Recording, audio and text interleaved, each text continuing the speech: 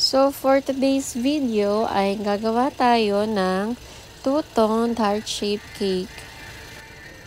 Kanina, gumawa na pala ako ng heart-shape, kaya lang hindi ko na videoan, sayang. Gagawin ko sanang content.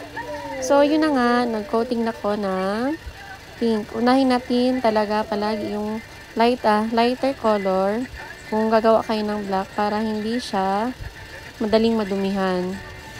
Since two color yung size ang gagawin natin, so inuna ko na muna yung pink. Tapos, bago yung black. So, sa black naman, kailangan dahan-dahan lang talaga.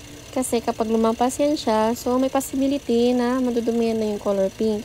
And, ang hirap-hirap ng ayusin, no? So, kailangan mo pa siyang ulitin kapag madudumihan siya. So, dahan-dahan lang.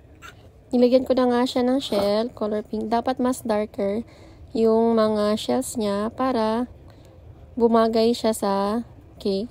So, dapat light and dark. Nilagyan ko na nga rin ng shell sa border niya para hindi kita yung messy part. Nalagyan din natin ng shell yung middle part niya, yung parang classic design, para may view din siya.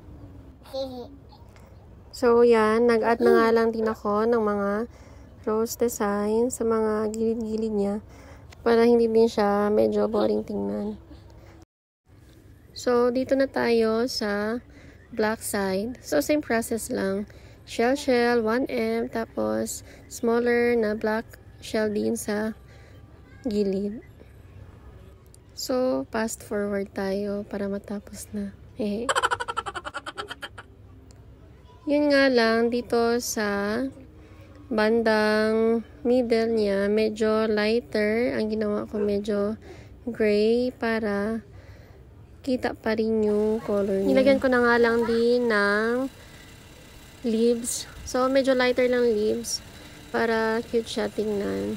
So, dito banda sa pink na side, may nakalagay na "So happy, I am 30". Kaya nga lang, naka-emphasize talaga yung bigger letters niya. So, hindi na natin sasabihin para hindi tayo ma-wanted kay Meta. Naglagay na nga lang din ako ng black roses dito sa may bantang black para may view din siya bago natin lagyan ng RIP. So, ito na nga ang ating final look. Ayan.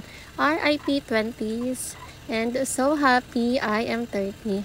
So, huwag na natin basahin yung bad na part para hindi tayo warning kay Meta. So, yan lang for today's ganap. So, sana may natutunan na naman kayo sa araw na ito. Thank you for watching!